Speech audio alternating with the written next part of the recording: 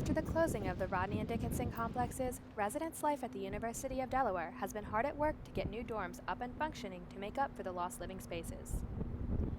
When we shut down West Campus with Rodney and Dickinson, it put us 600 beds short. When we open up the next new residence hall, it will get us back to our historical number of beds we've had on campus for the last 20 years. Construction is well underway so that this modernized housing complex can open its doors to students in the fall of 2017. This building will have features very similar to what you see in, say, Reading or Gilbert. Very nice modern facilities. The downstairs we're very excited about in terms of the main lounge areas and just some of the different kind of socializing space for our students are things that a more modern residence hall certainly has that some of our older buildings built in the 60s and 70s simply were not designed for. Incoming freshmen don't get to choose their rooms, but they are guaranteed to be placed in one. Unfortunately, upper division housing is harder to come by. Living on campus is kind of like a gamble. You kind of don't know whether you're guaranteed housing or not. I think that most students live off campus because, first of all, they don't have to deal with having a meal plan, and second of all, because therefore they're guaranteed housing.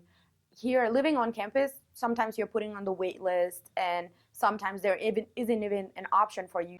I think it depends, where you are. Now all the dorms are a lot nicer, so that might make people stay on campus. But when I lived in the old Rodney, I just wanted to get out of there because it was so gross. The new dorms, I think, themselves will have an impact in terms of people staying on campus. We usually have at least 50% of the emerging sophomore class desire to stay on campus. Right now, our juniors and seniors have a more difficult time finding room spaces that they want, and I think that does lead to some of them moving off of campus faster than maybe they want to.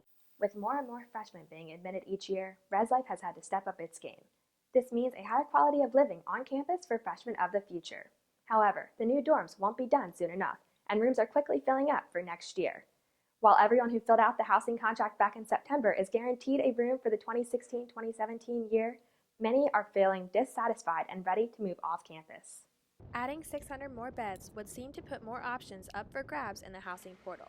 However, it is still to be determined whether or not this new building will only be used for freshmen. For 49 News, I'm Mallory Metzner.